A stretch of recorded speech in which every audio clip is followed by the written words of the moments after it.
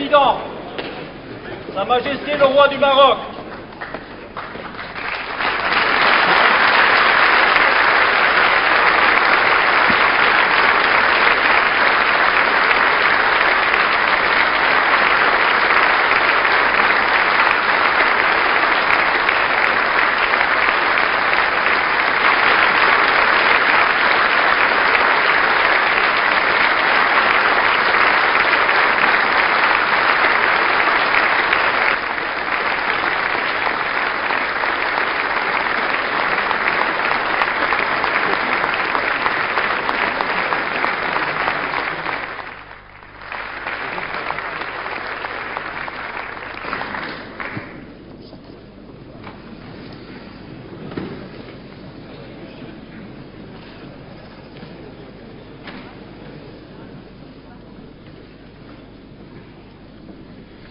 en recevant le roi du Maroc à l'occasion de sa visite d'État, notre Assemblée se réjouit d'accueillir le souverain d'un pays dont l'amitié pour la France ne s'est jamais démentie, malgré les inévitables vicissitudes d'un long destin commun, d'un pays aussi jeune et entreprenant qu'il est chargé d'histoire, d'un pays tout entier tendu vers la paix, le progrès et la modernité. Mais comment, sire, ne pas évoquer en ces instants la haute figure de votre père, restaurateur de l'indépendance du Maroc? Comment ne pas penser avec émotion à ce grand roi qui aimait la France, qui n'avait jamais douté de son relèvement et qui n'imaginait pas que nos deux pays puissent se passer l'un de l'autre? Comment ne pas nous souvenir de ce sultan qui, dès le 3 septembre 1939, avait invité les Marocains à combattre à nos côtés, qui, tout au long de la Deuxième Guerre mondiale, se refusa à tout contact avec les autorités ennemies, de ce compagnon de la libération, dont il fut si naturel et légitime qu'il assista le 18 juin 1945, aux côtés du général de Gaulle, honneur insigne, au défilé célébrant la victoire. Et comment, dès lors, ne pas dire à nouveau, 51 ans après, dans cet hémicycle et devant vous, notre respect, notre reconnaissance pour ces magnifiques soldats marocains qui s'illustrèrent dans les Flandres, à Cassino, sur le Garigliano, en France, sans jamais ménager leur peine ni reculer devant les sacrifices, pour nous aider à reconquérir notre liberté.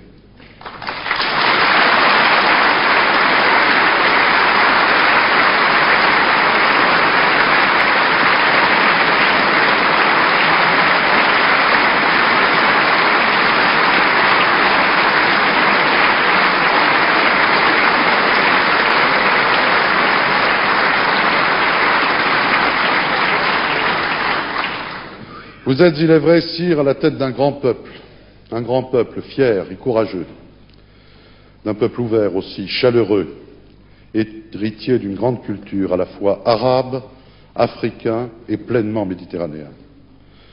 Dans une comparaison imagée qui vous fut souvent empruntée, vous avez dit un jour que le Maroc ressemblait à un arbre dont les racines nourricières plongent profondément dans la terre d'Afrique et qui respire grâce à son feuillage bruissant au vent de l'Europe. On ne saurait oublier en effet que la province romaine de Mauritanie-Tingitane a été créée à peu près au même moment que les provinces romaines des Gaules, ou encore que deux brillantes dynasties, celle des Almoravides puis celle des Almohades, régnèrent de part et d'autre du détroit de Gibraltar, liant étroitement l'Europe du Sud et l'Afrique du Nord, rayonnant depuis Cordoue à qui nous devons une bonne part de l'humanisme moderne et de ce qu'on appellerait bientôt les Lumières. Voilà qui faisait déjà du Maroc un véritable trait d'union, vocation à laquelle il n'a jamais renoncé et qu'il entend plus que jamais assumer. Voilà aussi qui aura contribué à inspirer au Maroc cette conception d'un islam serein et tolérant, ouvert au progrès technique et scientifique, comme en porte témoignage parmi tant d'autres réalisations la grande mosquée de Casablanca. Cette conception est aujourd'hui servie, sire, par l'influence considérable qui est la vôtre dans l'ensemble du monde islamique. Ce n'est pas par hasard que vous présidez l'organisation de la conférence islamique et le comité Al-Quds. Le sens de l'histoire et de la mémoire qui est votre marque, la volonté de modernité que vous savez allier au respect des traditions qui font l'âme d'un peuple, donnent à vos initiatives et à vos propos une autorité singulière. C'est dire que tout ce qui touche à votre démarche est important, important non seulement pour votre pays, mais aussi pour l'ensemble des riverains de la Méditerranée. Voilà d'ailleurs qui ne manque pas d'inspirer aux quelques 700 000 Marocains qui vivent en France une attitude souvent citée en exemple et fort bénéfique. Ces Marocains de France nous apportent le témoignage des progrès que ne cesse d'accomplir le Maroc dans le domaine économique, au prix d'efforts méritoires. Le développement est en effet l'une de vos priorités, en même temps que la construction d'un État de droit. Vous avez inspiré un courageux plan d'adaptation riche de promesses sur le plan économique, y compris pour nos relations bilatérales. Vous avez encouragé par ailleurs une politique allant dans le sens de la promotion des libertés publiques. Liberté de la presse, liberté d'association et de réunion, multipartisme peuvent ainsi être vérifiés par tous vos visiteurs.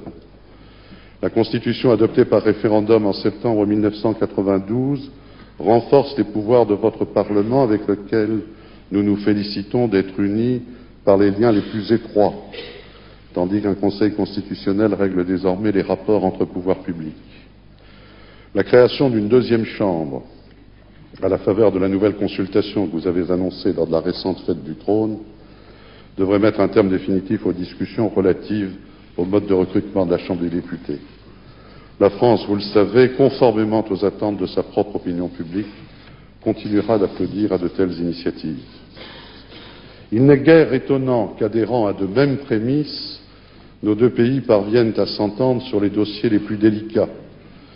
Et c'est bien pourquoi le président de la République n'a pas hésité, lors de sa visite officielle au Maroc en juillet 1995, à parler d'une relation placée sous le signe de l'exception. Nous apprécions à sa juste valeur l'action menée par le Maroc en faveur de la stabilité de la région et le rôle de médiateur qu'il joue depuis plusieurs décennies. Actions et rôles qui ont trouvé leur consécration dans les retentissants succès de la diplomatie marocaine de ces dernières années. Conférence des accords du GATT à Marrakech, sommet économique de Casablanca, sommet de l'organisation de la conférence islamique. Nos deux pays sont également conscients de la nécessité de promouvoir un rapprochement de l'ensemble des peuples qui bordent notre mer commune. Le Maroc, qui a participé activement à la conférence de Barcelone, entend occuper une place à sa mesure dans ce nouvel espace qui devrait aboutir à l'horizon de l'an 2010 à la création d'une zone de libre-échange euro-méditerranéenne. L'accord d'association conclu le 10 novembre dernier avec le soutien empressé de la France est particulièrement prometteur à cet égard. Oui, le Maroc et la France ont bien vocation à œuvrer ensemble à l'avènement de cette zone de paix, de stabilité, de prospérité et de coopération. L'action résolue du Maroc en faveur du processus de paix au Proche-Orient, votre implication personnelle si courageuse, sont d'ailleurs une contribution majeure à ce grand et noble objectif. La relance de la construction du Maghreb au sein de l'Union du Maghreb arabe sera, à n'en pas douter, une autre de ces contributions, car le succès du partenariat euro-maghrébin passe aussi par un essor des relations politiques et commerciales entre les trois principaux États du Maghreb, que tout doit inciter à la bonne entente. Sire, à l'orée du XXIe siècle, en mesurant, vous et nous, le rôle que jouent nos nations, la France dans l'Europe comme le Maroc au Maghreb, en Afrique et dans l'ensemble du monde arabe, nous désignons ici nos responsabilités particulières. Elles sont immenses si nous voulons qu'une véritable communauté se renforce et s'affirme de part et d'autre de la Méditerranée. Nous devons donc plus que jamais resserrer nos liens. Dans l'histoire de nos relations, de nos convergences et de nos actions communes, votre visite en France est ainsi promise à un grand retentissement. Nous nous réjouissons que vous ayez choisi que votre passage à l'Assemblée nationale en soit un temps fort, car ce que vous avez à dire sera entendu au-delà de cet hémicycle et des frontières même de nos deux pays. Aurais-je assez dit, sire, combien vous êtes ici le bienvenu. Vous avez la parole.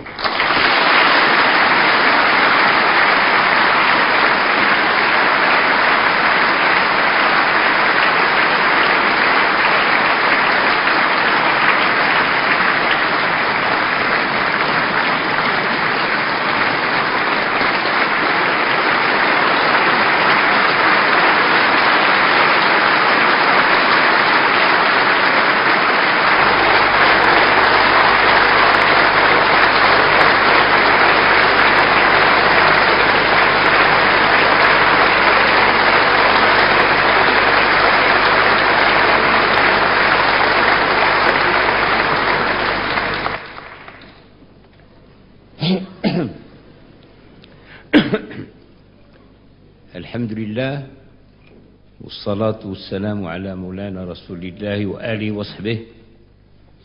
Monsieur le Président, Mesdames et Messieurs les députés, l'invitation que j'ai reçue du Président de l'Assemblée nationale appelle de ma part un remerciement chaleureux. Je l'ai comprise comme un signe de profonde amitié entre nos deux peuples. Je voudrais saisir cette occasion pour souligner les multiples qualités du président, M. Philippe Séguin, homme politique de talent et de conviction. Personnalité éprise de justice et d'équité.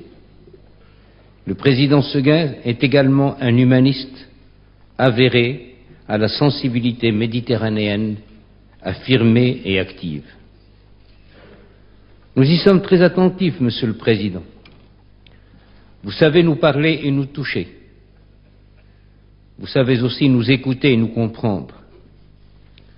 Cette proximité est un don que vous avez su mettre avec générosité et chaleur au service de nos deux pays. De part et d'autre de la Méditerranée, la France et le Maroc aspirent avec passion et œuvrent avec acharnement à ce que notre monde, si amèrement désolé par le fracas des armes et par la crise économique, trouve la paix, la justice et le progrès. Et je me sens en ce lieu en communion avec les représentants de la nation française et je crois qu'avec l'aide de Dieu, ensemble, nous réussirons. Mon propos pourrait s'arrêter là, tant la communauté d'esprit qu'il implique et la confiance réciproque qui le justifie sont évidentes. Et si je le prolonge pendant quelques instants, c'est parce que l'enceinte où je suis accueilli m'incite de façon quasi irrésistible à une réflexion. Récemment, votre auguste Assemblée a voté une révision constitutionnelle réformant le système des sessions et élargissant le champ du référendum. Du côté marocain, voici quelques années, en 92, la Constitution a été enrichie par la réaffirmation de l'attachement aux droits de l'homme tels qu'ils sont universellement reconnus, par la création d'un Conseil constitutionnel et par le renforcement des moyens de contrôle parlementaire sur le gouvernement. En ce moment même, se prépare une nouvelle révision tendant à créer une seconde chambre et à donner ainsi une nouvelle dimension à l'institution parlementaire. Elle accentuera encore notre décentralisation, notamment au plan régional.